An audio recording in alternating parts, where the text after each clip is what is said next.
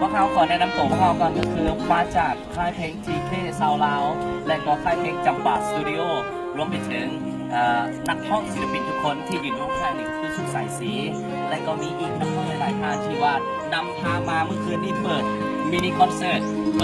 อยู่ที่จุดตกปลาคุณมุกสงขลาฮะ